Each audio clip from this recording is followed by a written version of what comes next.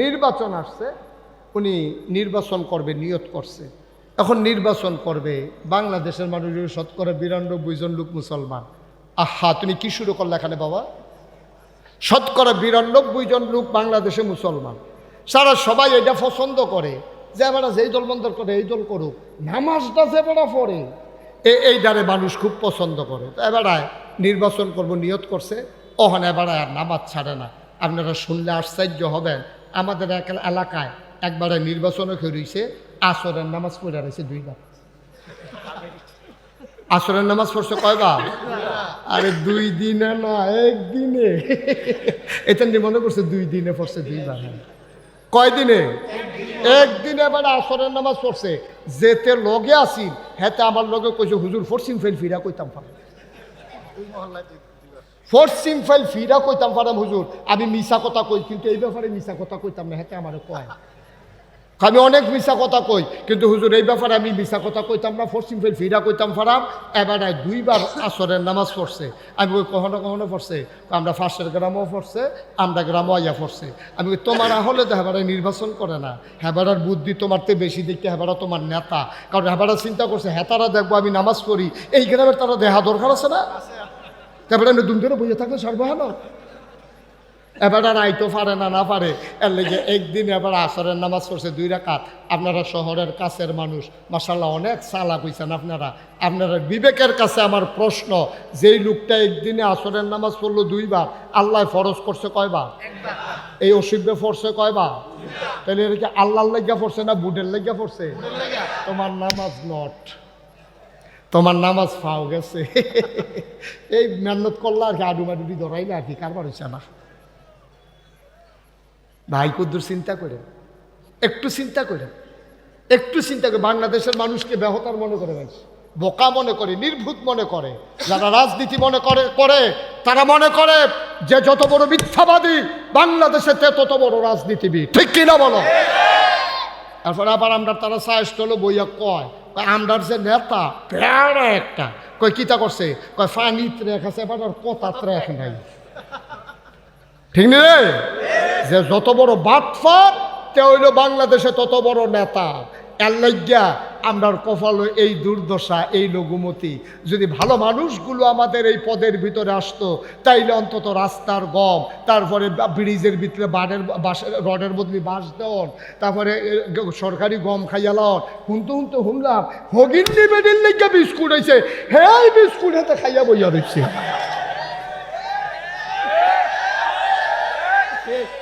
ঠাডা ফেটে যে মরনা কপাল বালা। আল্লাহ দেখা রে, আল্লাহ দেখা হলো বাচ্চার ইসত। আর নইলে আমরা কোনো থাহার কথা না, ঠিক কিনা কও? কথা কথা ঠিক কিনা? আমি চান্দিনা মাহফিলে গেছিলাম 5-6 বছর আগে। তা আমি এমনি কইছি আর কি যে আল্লাহ ফেরেশতারা যখন কইছে, আল্লাহ যখন কইছে ইন্নী জাইলুন ফিল আরদি খলিফা, যে আমি মানুষ বানাইতাম চাই, ফেরেশতারা কইছে বানাইয়েন না। কয় কে রে বানাইতাম না কে রে? কই অসুখের দলে বাড়াবাড়ি করবো, কাটাকাটি করবো, ঝগড়া বিবাদ করবো, হ্যাঁ তার জমিন দখল দিয়া লাগবো, লাইন ঠেলতে সীমানা ঠেলতে আরেকবারের ভিতরে আধা ঘন্টা ঢুকতে লাগবো, এই কারবার করবো। মানুষ বানাইবেন, বুডের বাক্স লইয়ে উঠতে দিব দৌড়। আমি এই কথা কইছি, পরে মাহফিলের সব লোক দাঁড়াই গেছে। আমি ওই কি তো দাঁড়াইছেন কিরে, কই হুজুর ফাওয়াজ করেন না, ওহনার বাক্স লইয়া দৌড়াদৌড়ি নেই। আমি তো আও আছে, তারা কে আও নাই। কোনো মতে তারা স্বীকার করাইতাম পারি না বাক্স লইয়া যে দৌড়াদৌড়ি আছে। শেষ পর্যন্ত আমি কয়েকজন মুরব্বী রেজে গেলাম, ভাই আমি দি কইতাছি দৌড়াদৌড়ি আছে, তারা দি কয় নাই। কয়েকজন মুরব্বী দাঁড়াই আমার দিকে হাসি দেওয়া, কই হুজুর বাক্স লইয়া দৌড় দিব কিন্তু বুড়ে দোনাই।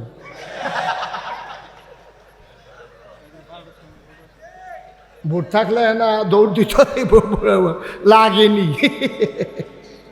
আপনার সহালে ভোট দিতে উঠে গেছেন, রাস্তাতে ফিরাইয়া পড়ছেন না, তারা কইয়া দিচ্ছেন আইসি তাদের কারবার সাইড আলাইছি রাইতে। ঠিক কিনা ক? আহারে মুসলমান, আমরা দিলে আর পরেও মুসলমান। আরে আমরা যদি আর পরেও মুসলমান তাই তো শয়তানের সমস্যাটা কি? শয়তানের দুষ্টা কি তা শয়তানের? আমরা আর পরেও মুসলমান। মানুষের অধিকার হরণ করেছ, সম্পদ লুণ্ঠন করেছ, রাস্তার গম খেয়েছ, চাঁদাবাজি করেছ, মন যা চায় তাই করেছ। যেই জেলখানার ভিতরে থাকা দরকার ছিল গুন্ডা বদমাইশ, ওই জেলখানাগুলো আলেম ওলামারা ভরে দিয়েছ, আর মিথ্যা ট্রাইব্যুনাল সাজাইয়া মিথ্যা সাক্ষী দিয়া যারা আল্লাহর জমিনে আল্লাহর আইন কায়েম করতে চায় তাদেরকে ফাঁসি কাস্টে ঝুলিয়েছ, ঠিক কি না বলো? এখন 50-50 একচেটিয়া গোল আর হবে না, খেললা গোল দিয়া যাওয়ান লাগবে। ও যে তারা খেলবো কইছে তারা তো নাই, বিপদ কি এক জায়গা? যারা কইছে খেলা হবে হ্যাঁ তো নাই, এক সাইডটা গোল হইতে আছে।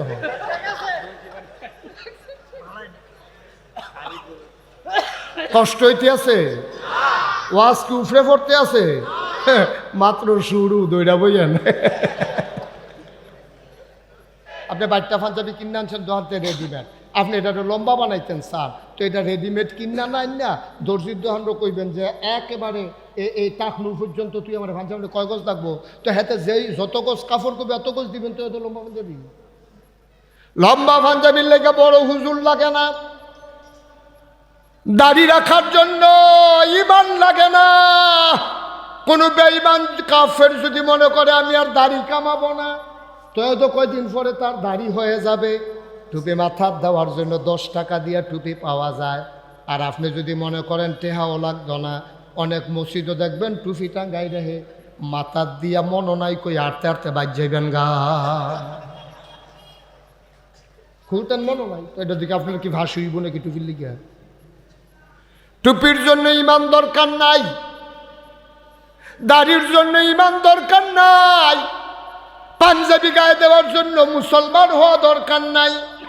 অনেক কাফের বেদিন পাঞ্জাবি গায়ে দেয়, অনেক কাফির বেদিন টুপি মাথায় দেয়, অনেক কাফের বেদিন টুপি রাখে কিন্তু না দাড়ি রাখে।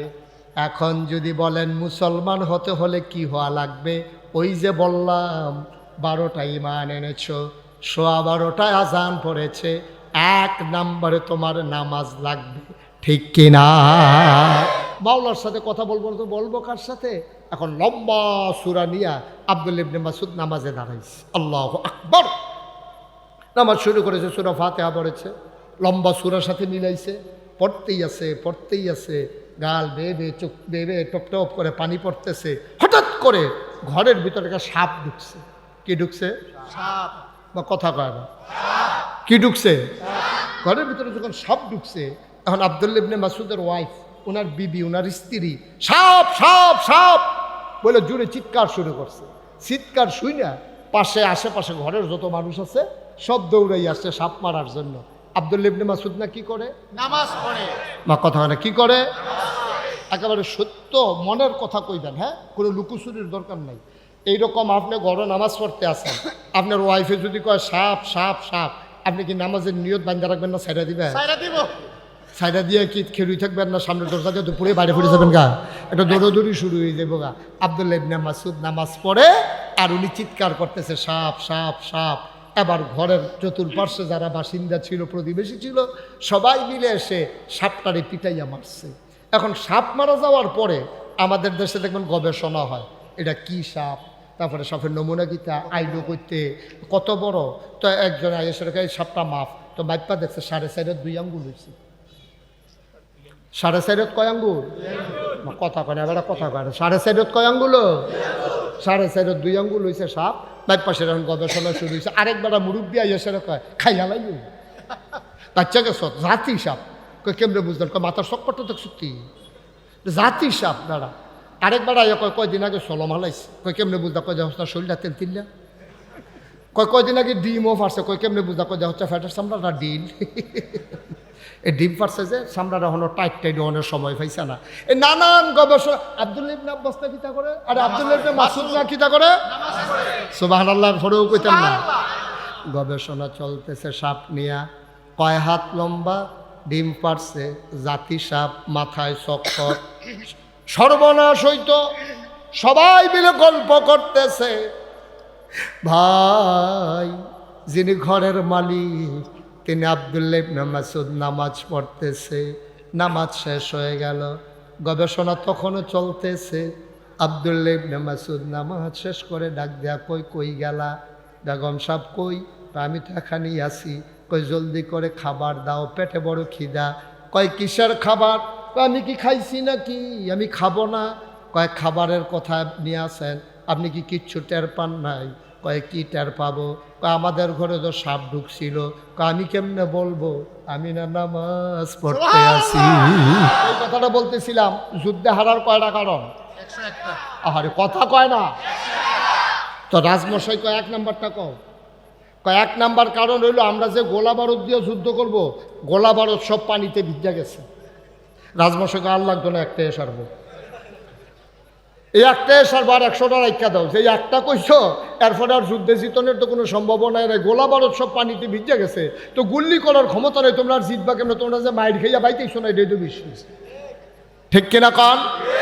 তাইলে আমরা 6টা জিনিস যদি জামানত রাখতে পারি, আল্লাহ নবী জান্নাত আমানত রাখবে। তাইলে 1 নম্বরের যখন ধরা খাইছি, বাহি 5টার আর দরকার নাই, রেডি হয়ে গেলাম জাহান্নামে যাওয়ানের লিগিয়া। জান্নাতে যাওয়ার আর কোনো সম্ভাবনা আমাদের, ঠিক কিনা কন? তাহলে কয়টা না কথা কেন, কয়টা?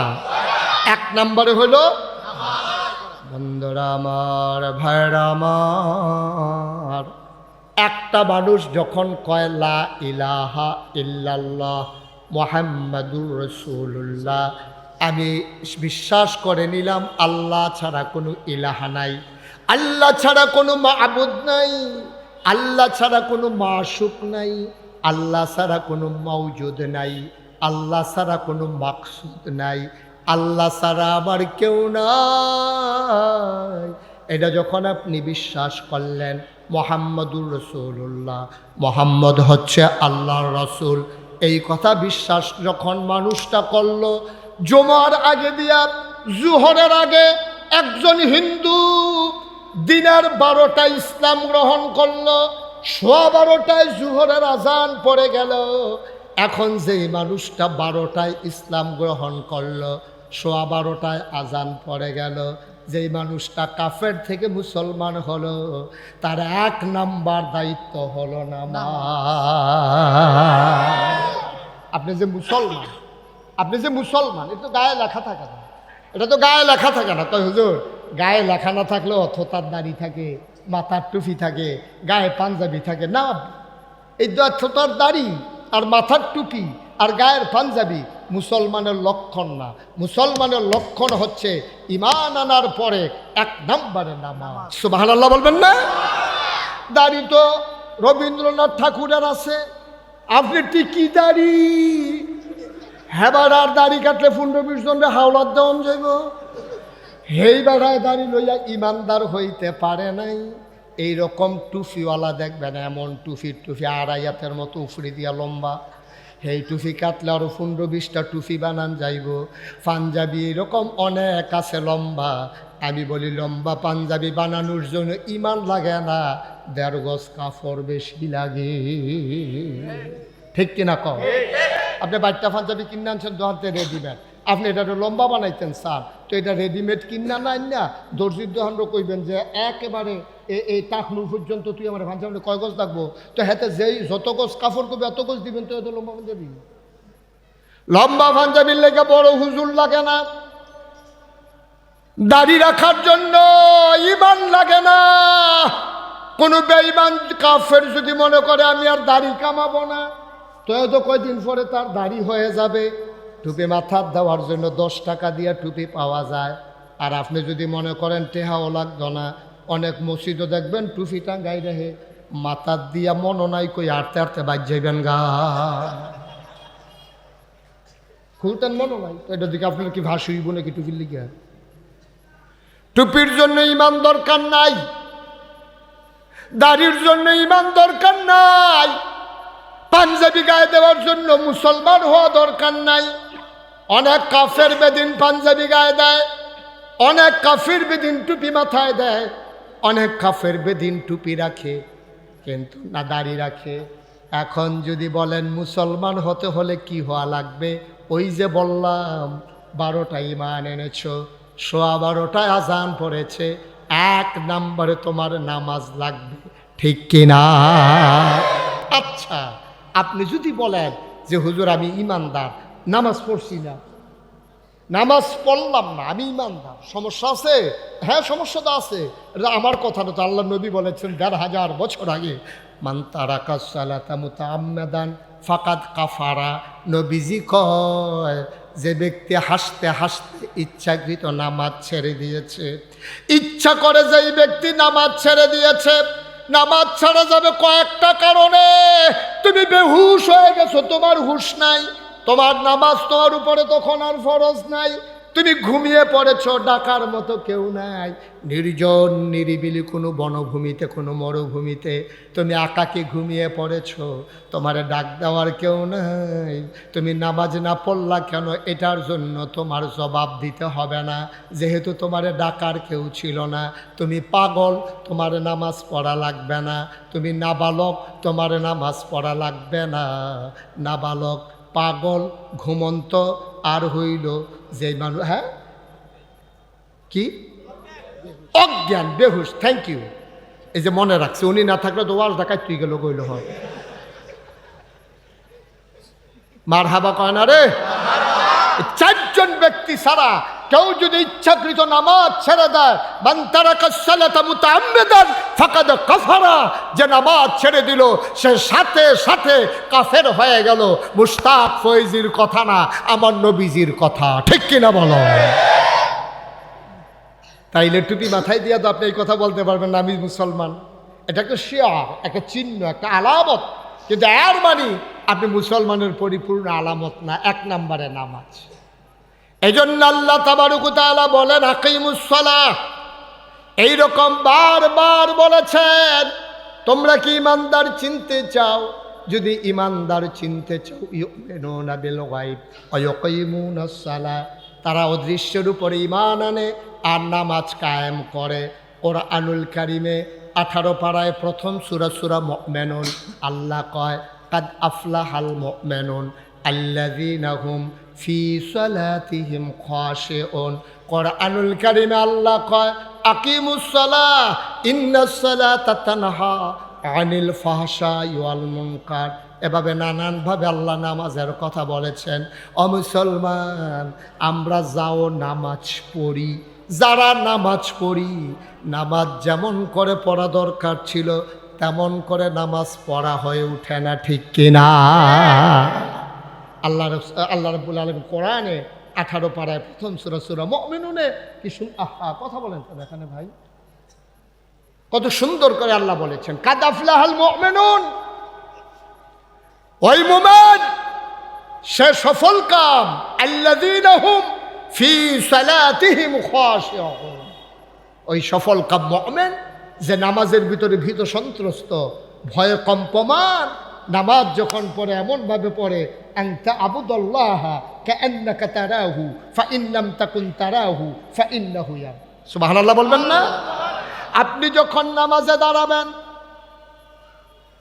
নামাজে যখন দাঁড়ালেন আগে ঠিক করে নেবেন আপনি কেন নামাজ পড়তেছেন। ওই যে আমি বললাম আপনি ইমানদার, এটা প্রমাণের জন্য আপনার নামাজের দরকার। তাইলে আপনি আগে নিয়ত ঠিক করে নেবেন কেন নামাজ পড়বেন। এই জন্য আবাদত, যে কোনো আবাদত কবুল হওয়ার জন্য শর্ত হইল 3টা। 1 নম্বরে সহি নিয়ত, 2 নম্বরে সঠিক নিয়ম, 3 নম্বরে হালাল খাওয়া। কোনো আবাদতের ভিতরে এই 3টা জিনিস যদি না থাকে, মানুষটার আবাদত আল্লাহ পর্যন্ত পৌঁছবে না, ঠিক কিনা? আপনি নামাজ পড়বেন, কেন নামাজ পড়ছেন? আপনি যদি আমি জিজ্ঞেস করি আজকে নামাজ পড়ছেন কেন, আপনি বলবেন যে হুজুর আপনার মাহফিল হবে, খেতাসার মাহফিলে আসছি, আজও যদি নামাজ না পড়ি তার নামাজ পড়াম কবে? সকলে নামাজ পড়তেছে, আমিও নামাজ পড়ছি। আপনি নামাজ ফরজ এই জন্য পড়েন নাই। যদি আপনার উপরে নামাজ ফরজ এই জন্য যদি আপনি নামাজ পড়তেন, আপনার গলায় ছুরি আসতো, আপনি নামাজ ছাড়তে পারতেন না, ঠিক কিনা?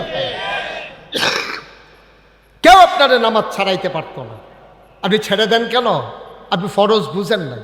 আপনি সামাজিক নামাজ পড়েন, আপনি রাজনৈতিক নামাজ পড়েন, আপনি এই ব্যক্তিগত নামাজ পড়েন, এই নামাজ আপনি আল্লাহর জন্য পড়েন না।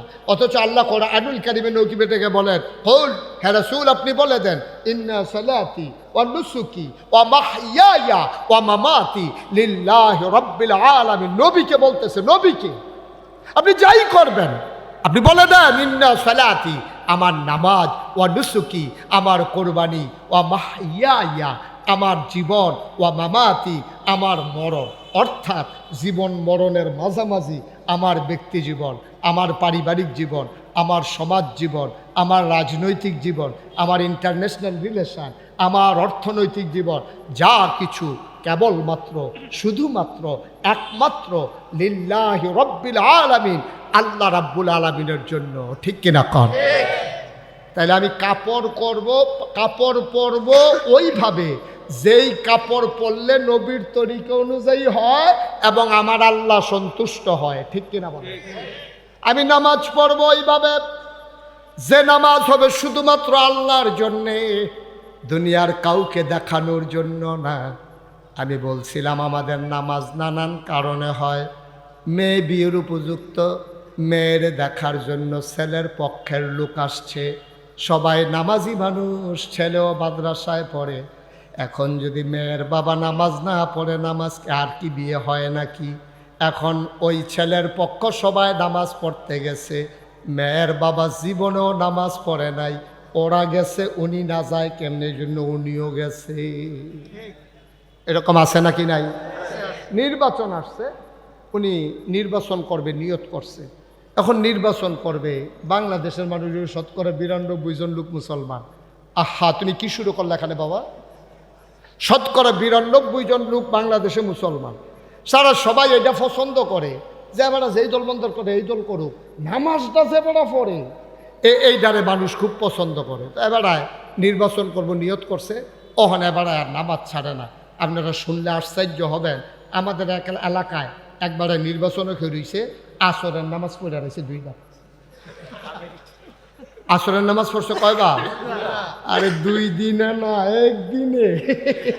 এটা নিয়ে মনে করছে 2 দিনে পড়ছে 2 বার। কয় দিনে? 1 দিনে এবার আসরের নামাজ পড়ছে। যেতে লগে আসিল হেতে আমার লগে কইছে, হুজুর পশ্চিম ফাইল ফিরা কইতাম পারাম, পশ্চিম ফাইল ফিরা কইতাম পারাম হুজুর। আমি মিশা কথা কই, কিন্তু এই ব্যাপারে মিশা কথা কইতাম না, হেতে আমার কয় আমি অনেক মিশা কথা কই, কিন্তু হুজুর এই ব্যাপারে আমি মিশা কথা কইতাম না, পশ্চিম ফাইল ফিরা কইতাম পারাম। এবার 2 বার আসরের নামাজ পড়ছে। আমি ওই কখনো কখনো পড়ছে, আমরা ফার্স্টের গ্রামও পড়ছে, আমরা গ্রামও আইয়া পড়ছে। আমি তোমার হলে তো হেবারা নির্বাচন করে না, হেবারার বুদ্ধি তোমার তো বেশি দেখতে, হেবারা তোমার নেতা। কারণ হেবারা চিন্তা করছে হেতারা দেখবো আমি নামাজ পড়ি, এই গ্রামের তারা দেখা দরকার আছে না, তারপরে আমি দুম ধরে বসে থাকলে সর্বহান। এবার আর আইতো পারে না, না পারে, এর লেগে একদিন এবার আসরের নামাজ পড়ছে 2 রাকাত। আপনারা শহরের কাছের মানুষ, মাশাআল্লাহ অনেক চালাক হইছেন আপনারা।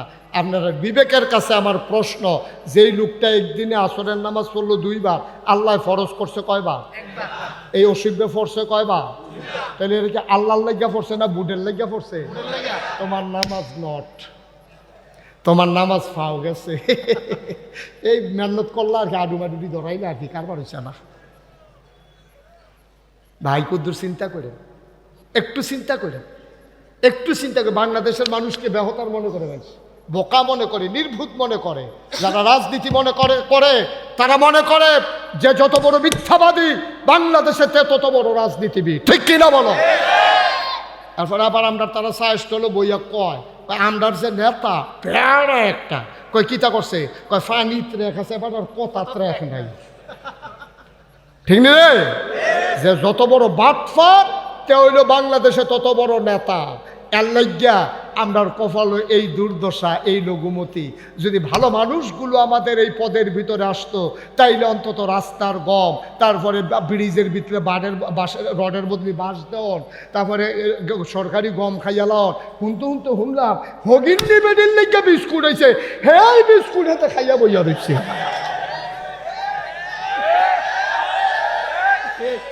ঠাডা পড়ে যে মরনা কপাল বালা। আল্লাহ দেখা রে, আল্লাহ দেখা হলো বাচ্চার ইসত। আর নইলে আমরা কোনো থাহার কথা না। ঠিক কিনা কও? কথা বলা ঠিক কিনা? আমি চান্দিনা মাহফিলে গেছিলাম 5-6 বছর আগে। তা আমি এমনি কইছি আর কি, যে আল্লাহ ফেরেশতারা যখন কইছে, আল্লাহ যখন কইছে ইন্নী জাইলুন ফিল আরদি খলিফা, যে আমি মানুষ বানাইতাম চাই, ফেরেশতারা কইছে বানাইয়েন না। কয় কে রে বানাইতাম না, কে রে? কই অসুখের দলে মারামারি করবো, কাটাকাটি করবো, ঝগড়া বিবাদ করবো, হেতারার জমিন দখল দিয়া লাইব, লাইন ঠেলতে সীমানা ঠেলতে আরেকবারের ভিতরে আধা ঘন্টা ঢুকতে লাইব, এই কারবার করবো। মানুষ বানাইবেন, বুডের বাক্স লইয়ে উঠটা দিব দৌড়। আমি এই কথা কইছি পরে মাহফিলের সব লোক দাঁড়াই গেছে। আমি ওই কি তো দাঁড়াইছেন কিরকম হুজুর ফাওয়াজ করেন না, অহনার বাক্স লইয়া দৌড়াদৌড়ি নেই। আমি তো আও আছে, তারা তো আও নাই। কোনো মতে তারা স্বীকার করাইতাম পারি না বাক্স লইয়া যে দৌড়াদৌড়ি আছে। শেষ পর্যন্ত আমি কয়েকজন মুরব্বী রেজে গেলাম, ভাই আমি দি কইতাছি দৌড়াদৌড়ি আছে, তারা দি কয় নাই। কয়েকজন মুরব্বী দাঁড়াই আমার দিকে হাসি দেওয়া কই, হুজুর বাক্স লইয়া দৌড় দিব কিন্তু বুড়ে দোনাই।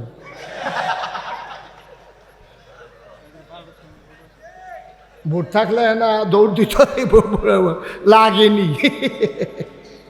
আপনার সহালে ভোট দিতেন দুইটা গেছেন, রাস্তাতে ফিরাইয়া পড়ছেন না, তারা কইয়া দিচ্ছেন আইসি তা দেখো কারবার সাইড আলাইছি রাইতে। ঠিক কিনা ক?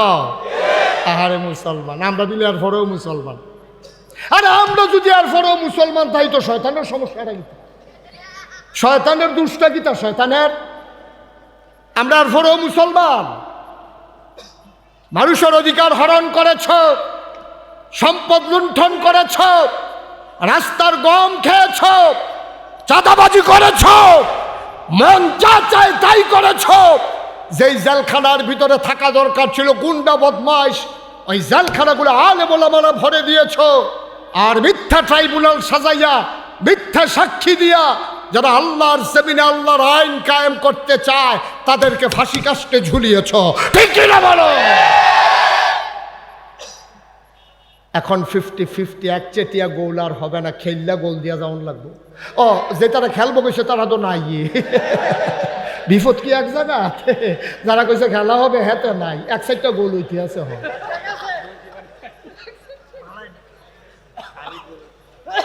কষ্ট হইতে আছে, ওয়াজ কি উফরে পড়তে আছে?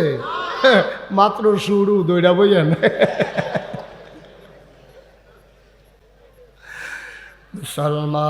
মুসলমান কয়টা জিনিস? কয়টা? এক নম্বরে নামাজ। ওই নামাজ তোমাকে পড়তে হবে আনতা আবুদাল্লাহ কাআন্নাকা তারাহু ফাইন লাম তাকুন তারাহু ফাইন্নাহু ইয়ারাক। এমনভাবে তুমি নামাজ পড়বা যেন তুমি তোমার আল্লাহকে দেখ। সুবহানাল্লাহ কয় না? আল্লাহু আকবার। আপনি নামাজের নিয়ত করছেন, দুনিয়ার খবর নাই, ছেলে মেয়ের খবর নাই, বাড়িঘরের খবর নাই, বিবি বাচ্চার খবর নাই, অফিসের খবর নাই, কোন দিক দিয়া কে আসলো গেল কোনো খবর নাই। যেন তুমি এমনভাবে নামাজ পড়ো যেন তুমি তোমার আল্লাহকে দেখতেছো। সুবহানাল্লাহ কয় না? এখন আপনি যদি কোন হুজুর জীবনে তো অনেক নামাজ পড়লাম আল্লাহকে তো দেখি না, দেখবা কেমনে রে ভাই? 30 বছর বয়সেই বেড়ায় চোখ দিয়া খুব ভালো দেখছে, কেউ শুয়ের ভিতরে সুতা ডুহাইতে পারে না, এবারায় কয় আমার কাছে দে আমি পারিবালা, এবারায় দেখে ভালো। এই বেড়াটারও যখন 60 বছর বয়স হয়েছে অহন এবারায় একজনের দুইজন দেহে, কেউ আটটা যাইতে লইলে কয় ক্যাডারে তোরা দুইজন আটটা যাস, কয় আমি একলায় না। আসেনি এরকম হয়নি? কথা কেন এরকম হয়নি? এখন চোখ এবারে দুইটা দেহে, লম্বারে বাইটটা দেহে, বাইটটারে লম্বা দেহে, একতলা বিল্ডিং রে দুইতলা দেহে, রাস্তাটা ফাঁস দেহে, রিক্সাটা দূরে দেহে, আসলে রিক্সার লোক এবারে ঘষা খাইতে আছে। এরকম চোখে নানান সমস্যা দেয়। কারণ কি?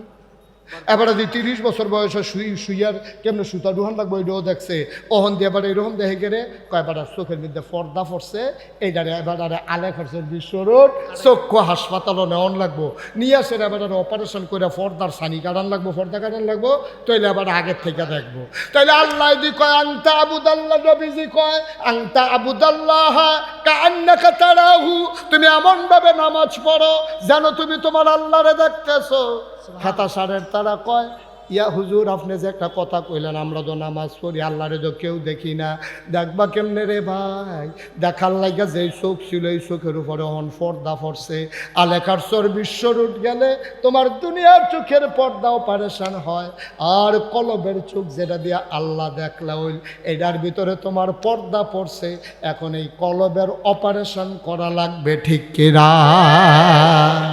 ফাইন লাম তাকুন তারাহু ফাইন্নাহু ইয়ারাক। তুমি দেখলে দেখো না দেখলে নাই, টেনশন কইরো না, তুমি তোমার আল্লাহরে দেখো না কিন্তু তোমার আল্লাহ তোমারে দেখতেছে, ঠিক কিনা? আপনি দেখেন না, আল্লাহ দেখে নাকি দেখে না? কথা কেনা দেখে নাকি দেখে না? এইরকম ভাবে যদি আপনি নামাজ পড়তেন পারেন, এই নামাজ হলো জান্নাতের জামানত। এই নামাজ জান্নাতের, আপনি এই নামাজ পড়তে পড়তে পড়তে পড়তে পড়তে পড়তে একদিন আপনি মরে যাবেন, আজরাইল আসবে, রূহ কবজ হয়ে যাবে, মসজিদের মিনার থেকে ঘোষণা আসবে মানুষটা নাই, কাফন পরি আপনাকে দাফন করে দেবে মাটির কবরে।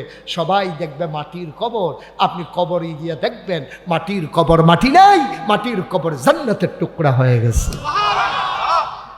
ওই জান্নাতের টুকরার ভিতরে আপনি ঘুমিয়ে আছেন।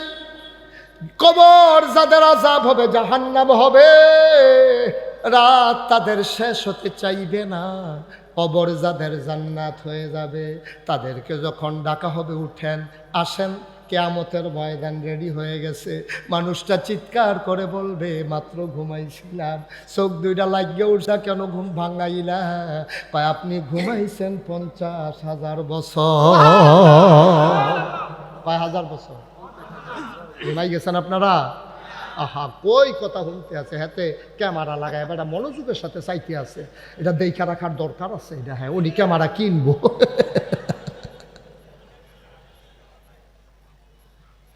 কয় বছর রে?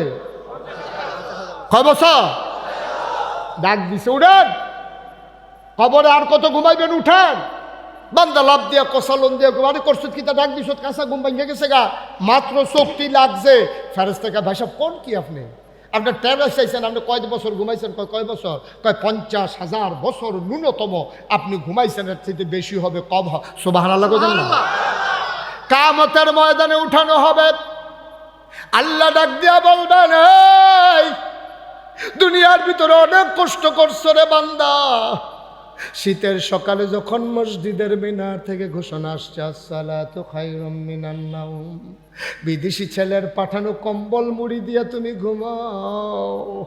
আর যখন আজান পড়ে গেল, হাইয়া আলাস সালাহ হাইয়া আলাল ফালাহ, ডাকা হলো আসসালাতু খায়রুম মিনান নাওম, আবার তুমি লাভ দেও উঠা, ঠান্ডা পানি দিয়ে ওযু করা বুড়া মানুষ, তুমি থরথর করে কাঁপতে কাঁপতে মসজিদে গেছো। আল্লাহ ডাক দেয়া বলবেন, বান্দা ও বান্দা, আয় আয় আয়, সারাটা জীবন অনেক কষ্ট করছো, সারাদিন জমিনে কাজ করছো, রিক্সা চালাইছো, ঘেমে গেছো, এই গরম শরীরটা লইয়া, চামড়াটা পোড়া লইয়া মসজিদে গিয়া নামাজ পড়েছো, কত আর কষ্ট করবা, আসো আসো আসো আসো আমার আরশের ছায়ার নিচে। সুবহানাল্লাহ, আমার আরশের ছায়ার নিচে বসো। আল্লাহ নবী, আল্লাহ রাব্বুল আলামিন তোমারে বান্দারে ডাক দিয়া নিয়ে আরশের নিচে বসাবেন। আবার আল্লাহ বলবেন, যাও, হিসাব নিকাশের দরকার নাই, তুমি জান্নাতে চলে যাও। জান্নাতের ফেরেশতারে দোয়ান আইসা ডাক দিয়া বলবে, আসেন আসেন আসেন, ধইরা ধইরা তোমারে জান্নাতের দরজায় নিবি। জান্নাতে হুর গালমানেরা হাতের ভিতরে গলার মালা নিয়ে দাঁড়াই থাকবে, ফুলের মালা নিয়ে। তোমারে যখন দেখবে, ওই জান্নাতের হুরেরা ডাক দিয়া বলবে, আহলান সাহলান মারহাবা, মোস্ট ওয়েলকাম, আমাদের জান্নাতে আপনাকে স্বাগতম। সুবহানাল্লাহ কয় না?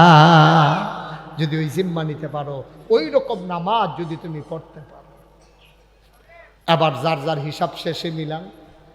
আপনি যে মাগরিব পড়েছেন, কেমন করে পড়েছেন? মাহফিলের দিন লম্বা সুরা লইলে সারবো, কোনো মতে পড়ালাম। আপনি নামাজ পড়ে সেরে উঠতে দিচ্ছেন, দৌড় হুজুরে উঠতে লাগবে মাগরিবের পরে, কি আর নামাজ। আর আরেকটা তো নামাজ ছাড়াই দৌড় দিয়া লাইছে, এই দৌড় দিয়ে আইয়ে সেটা মাহফিল কুম্বালার সামনে জায়গা পাওয়া যায় না, না যায়। ভাই সাহেব, এটি নামাজ না তো। নামাজ কারে কয়? শুনতে মন চায়? আমার কথা কেন শুনতে মন চায়?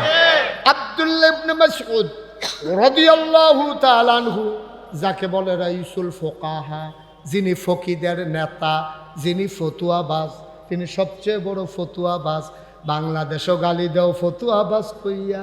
আর আব্দুল্লাহ ইবনে মাসউদ ফতুয়াবাজ, উনি প্রাউড ফিল করে, উনি গর্ববোধ করে।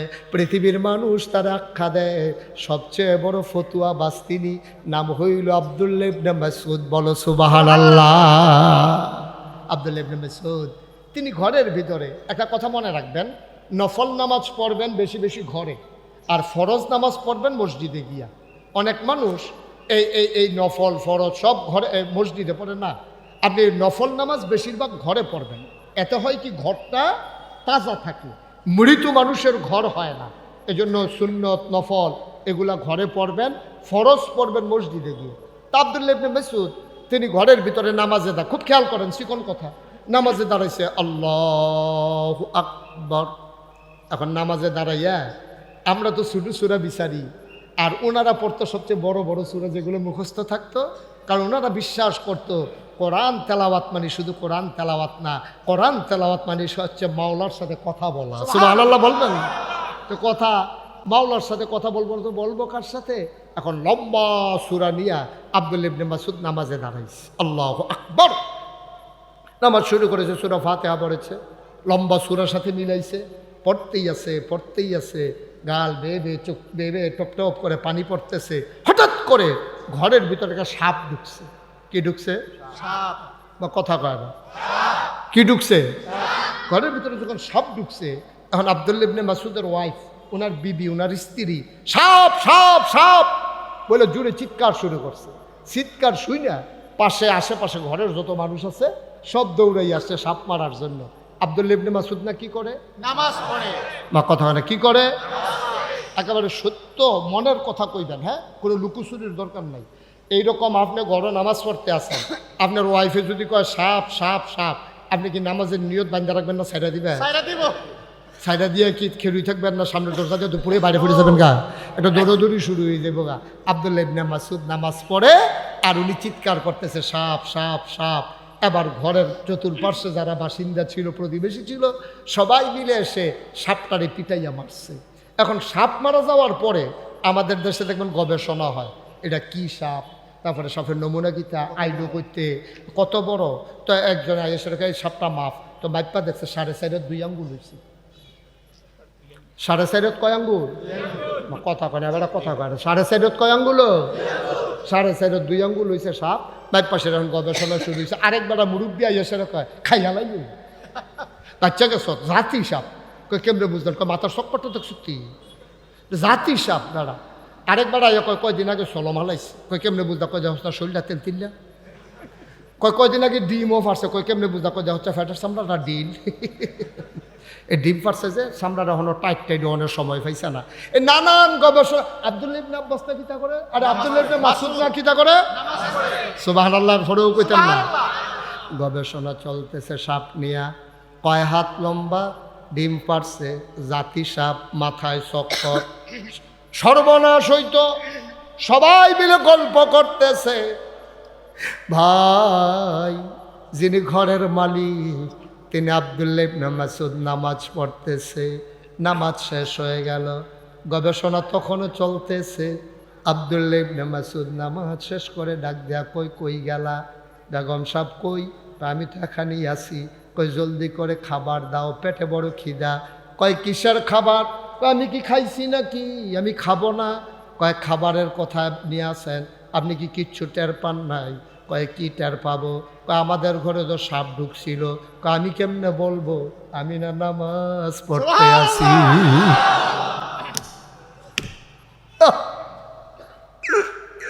আমি কেমনে বলবো? ওই জানতা আবুদাল্লাহ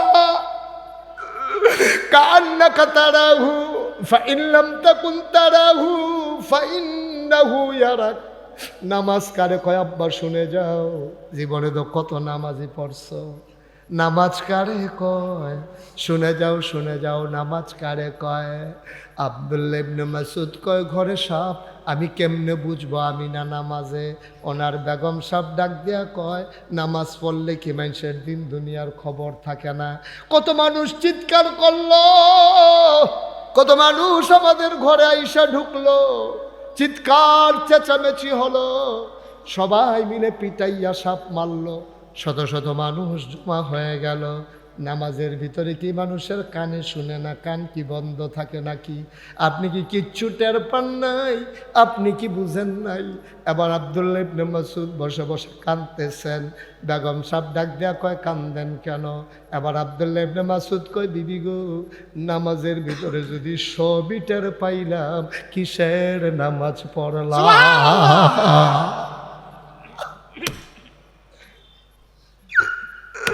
মুসলমান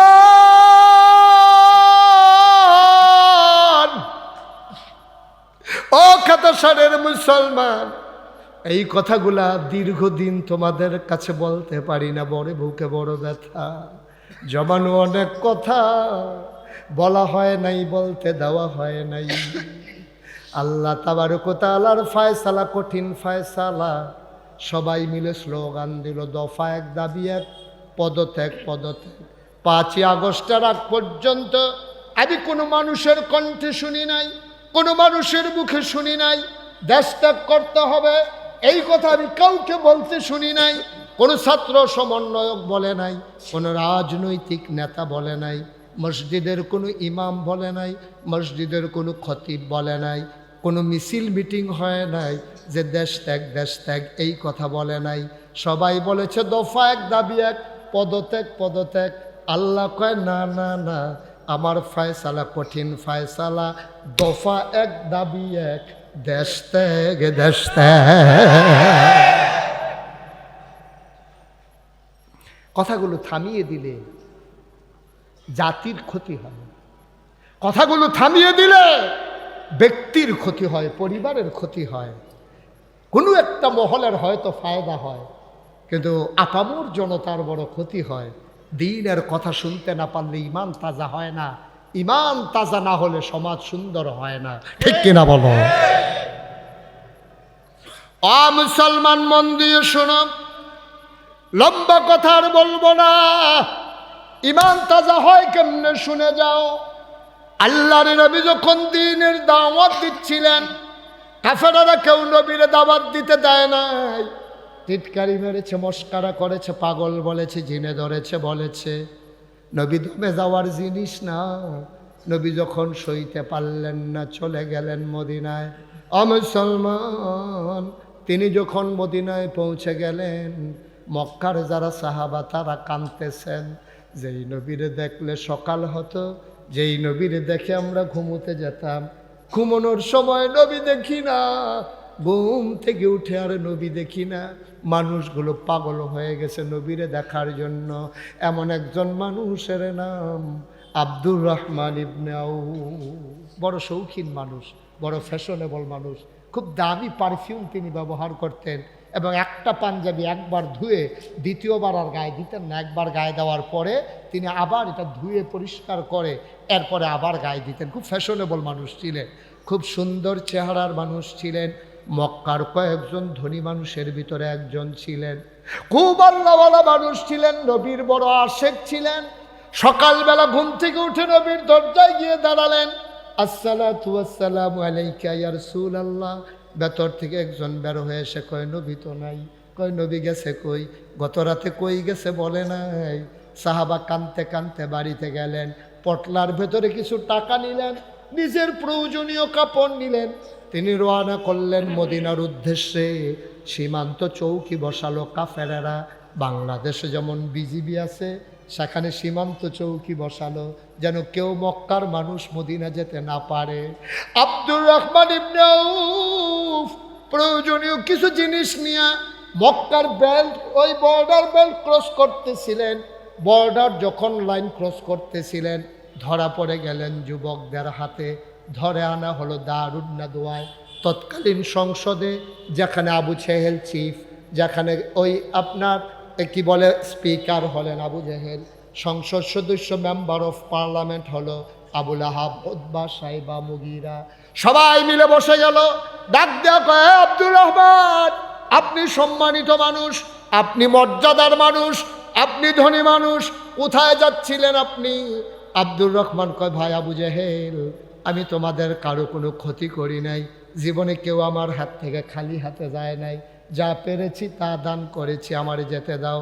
কয়, কোথায় যেতে চাও? কয়, মদিনায় চলে যাব। যেই মক্কায় নবী নাই, এই মক্কায় আর আব্দুর রহমান থাকবে না। আবু জাহেল কয়, পাঞ্জাবিটা কোন টাকার কিনা? কয়, মক্কার টাকার কিনা। কয়, পাঞ্জাবিটা খুলে দাও। পটলার ভিতরে কি? কয়, কিছু সামান্য টাকা। কয়, খুলে দাও। আব্দুর রহমান বুঝে ফেলছে এরপরে বোধহয় ওরা লুঙ্গি খুলতে চাইবে। বড় ইজ্জতের মানুষ, লজ্জা শরমওয়ালা মানুষ, বংশাবলী মানুষ। তিনি বললেন, সব রেখে দাও, আমারে বাড়িতে যেতে দাও। কই জীবনেও মদিনায় যাওয়ার স্বপ্ন দেখবা না। উনি বাড়িতে চলে গেলেন। এবার গায়ে আর পাঞ্জাবি পরলেন না, পটলার ভিতরে টাকা নিলেন না। তিনি একাকী লুঙ্গি পরে খালি গায়ে মদিনার রাস্তায় শেষবেলা রওনা দিলেন। কেউ জাগনা নাই, পাখিগুলো আপন নিরে ঘুমিয়ে পড়েছে, গরুগুলো গোয়াল ঘরে ঘুমায়, বেওয়ারিশ কুকুরগুলো নিরাপদ আশ্রয়ে ঘুমায়, প্রিয়তম স্বামী প্রিয়তমা স্ত্রীকে নিয়ে ঘুমায়, ছোট্ট শিশু মায়ের বুকে মুখ রেখে ঘুমায়, কেউ জাগনা নাই। আব্দুর রহমান ইবনে আউফ সীমান্ত ক্রস করলেন, বর্ডার বেল্ট পার হয়ে গেলেন, যুবকদের হাতে আর ধরা পড়লেন না। রাত যায় দিন যায়, তিনি যেতে যেতে যেতে যেতে মদিনার নিকটবর্তী পৌঁছলেন। একটা খেজুর বাগানে গিয়ে আশ্রয় নিলেন। তিনি বুঝলেন সুবহি সাদেক হয়ে যাবে। হঠাৎ করে কান পেতে শুনলেন খেজুর ডেকে কয়, আসসালাতু খায়রুম মিনান নাওম। সুবহানাল্লাহ। তিনি আবার বুঝে ফেললেন আমি বোধহয় মদিনায় চলে আসছি। তিনি দৌড় দিয়ে বের হয়ে গেলেন। গিয়ে দেখে মানুষগুলো অজু করে করে মসজিদে ঢুকতেছে। আলো অন্ধকার। তিনি অজু করে মসজিদে ঢুকলেন, পেছনের কাতারে দাঁড়ালেন, নামাজ শুরু হয়ে গেল। আল্লাহর নবীর একটা অভ্যাস ছিল, নামাজ শেষ করে তিনি আস্তে করে দাঁড়াতেন, সবার দিকে মুখ করে খোঁজখবর নিতেন। এবার তিনি ফজরের জামাত শেষ করে আস্তে করে দাঁড়ালেন। দাঁড়ায় কয়, তোমাদের কি খবর? সবাই ভালো আছো নাকি? সবাই বলে জি ইয়া রাসূলুল্লাহ, ভালো আছি। হঠাৎ করে নবীজির নজর পড়ে গেল ওই খালি গায়ের মানুষটার দিকে। নবী তাকাইয়া কই কোনায় কে বসে আছে, উস্কো খুস্কো চুল, দাড়িগুলো তার এলোমেলো, গায়ের হাড় পর্যন্ত দেখা যায়, চোখগুলো তার গর্তে, চেহারাটার আর মলিন। কে ওইখানে বসে আছে? দাঁড়াও দেখি। আব্দুর রহমান ইবনে আউফ আস্তে করে দাঁড়ালেন। গাল বেয়ে টপ টপ করে পানি পড়ে। আল্লাহর নবী কয়, কে রে? আমার আব্দুর রহমানের মতো দেখা যায়। আব্দুর রহমান চিৎকার করে কয়, লাব্বাইক ইয়া রাসূলুল্লাহ, আমি আপনার আব্দুর রহমান। আব্দুর রহমান রে, এটা তোর কি নমুনা রে আব্দুর রহমান? তুই ছিলি মক্কার ফ্যাশনেবল একটা মানুষ, দামি পারফিউম ব্যবহার করতি, একবারের বেশি একটা পাঞ্জাবি দুইবার গায়ে দিতি না। কে তোর এই নমুনা করে দিয়েছে? চুলগুলো তোর এলোমেলো, দাড়িগুলো তোর উস্কো খুস্কো, চেহারা তার মলিন, পেট আর পিঠ একসাথে লেগে গেছে। আব্দুর রহমান আয় আমার কাছে আয়। সবাই রাস্তা করে দিল। আব্দুর রহমান মৃদু পায়ে নবীর সামনে গেলেন। নবীজি আগাইয়া দিয়া দুই হাত বাড়াই দিলেন। আব্দুর রহমান লাফ দিয়া নবীর বুকের ভিতরে পড়ে গেলেন। আব্দুর রহমানের চোখের পানি দিয়া নবীর বুক ভিজে যায়, নবীর চোখের পানি দিয়ে আব্দুর রহমানের পিঠ ভিজে যায়। নবীজি ফুফাইয়া ফুফাইয়া কান্দে, আব্দুর রহমানও কান্দে। আব্দুর রহমান কই, নবী গো, কবে ধরে আপনার গায়ের জান্নাতি গন্ধ পাই না, কবে ধরে আপনার দেখি না, আপনার গায়ের জান্নাতি গন্ধ আমি কবে থেকে পাই না। আব্দুর রহমান নবীরে ছাড়ে না, নবী আব্দুর রহমানকে আর ছাড়ে না। এবার আল্লাহর নবী আস্তে করে ছেড়ে দিলেন। ডাক ডাক আব্দুর রহমান সবর করো। এবার আব্দুর রহমান কান্দে আর কয়, নবী আমার কি অপরাধ ছিল? কোনোদিন কারো সাথে ঝগড়া করি নাই, কোনোদিন একটা কটু কথা বলি নাই, কোনোদিন একটা গালি দেই নাই, সাহায্যের জন্য আসলে খালি হাতে ফিরাই নাই। আমার অপরাধটা কি ছিল? আল্লাহর নবী কয়, তোর যেই অপরাধ আমার তো সেই অপরাধ, আমিও তো দাস ছাড়া লাগছে এই অপরাধ। কয় অপরাধটা কি? আল্লাহ কয়, শোনো শোনো শোনো কি অপরাধ। ওয়ামা নাকামু মিনহুম ইল্লা আইয়ুমিনু বিল্লাহিল আজিজিল হামিদ। কোনো অপরাধ ছিল না, একটাই অপরাধ, ওই মহাপরাক্রমশালী এক আল্লাহর উপরে তারা ঈমান এনেছে, ঠিক কিনা? আমাদের একটাই অপরাধ, আমাদের একটাই অপরাধ, আমরা কুমিল্লা শহরে সন্ত্রাসী ছিলাম না, আমরা কারো জমি দখল দেই নাই, আমরা থানায় গিয়ে দালালি করি নাই, আমরা স্ট্যান্ডবাজি করি নাই, আমরা শাসনের কাছে চাঁদা উঠাই নাই। আমাদের একটাই অপরাধ, আমরা আল্লাহর জমিনে আল্লাহর দিন চেয়েছি, ঠিক কিনা বলো?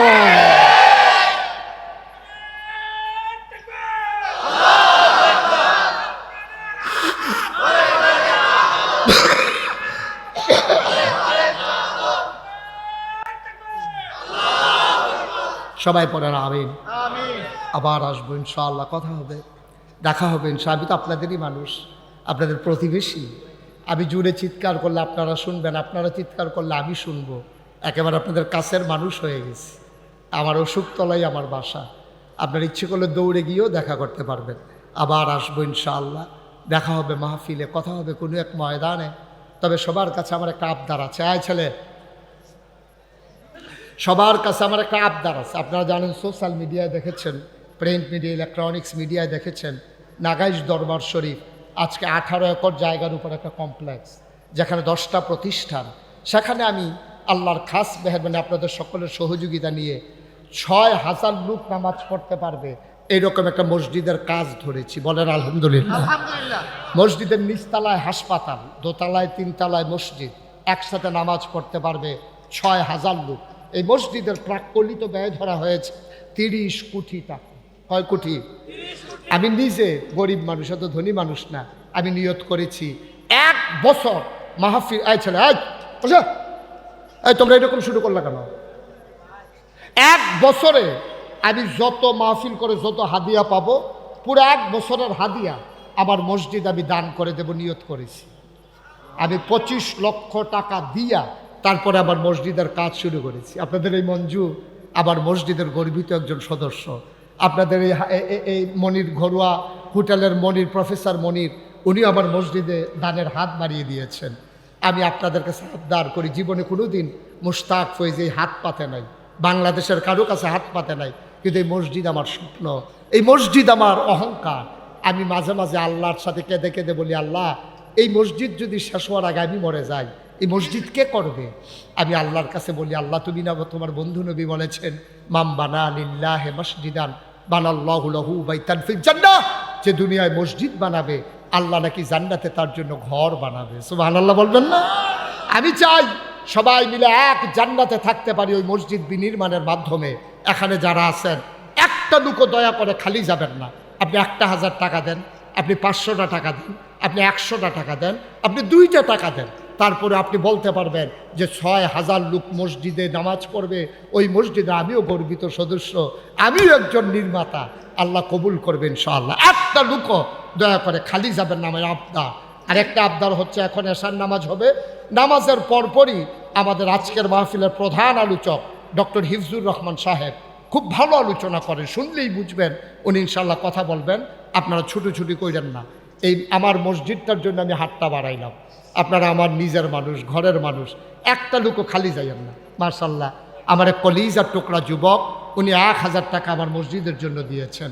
আল্লাহ যেন কবুল করে। যারা ভলান্টিয়ার আছো, ভাই হাইটেন না, এই পিছন থেকে শুরু করে একবারে গেইটে যারা এখানে দাঁড়ানো, তোমরা যারা ভলান্টিয়ার আছো এবং ইউটিউবার যারা আছো, সবাই একটু ভিতরে ঢুকো। যারা 1000, 5000 টাকা দিতে চান, আল্লাহ বরকত দেবে ইনশাআল্লাহ। ইনশাআল্লাহ আল্লাহ ঢাইলা দেবে, নিয়ে কুলাইতে পারবেন না। একজন লোকও খালি যাইয়েন না দয়া করে। আমার এটা একটা আবদার, আমার আবদার। আল্লাহ বরকত দেবে ইনশাআল্লাহ। আমার এই ঘরোয়ার প্রফেসর মনির সাহেব,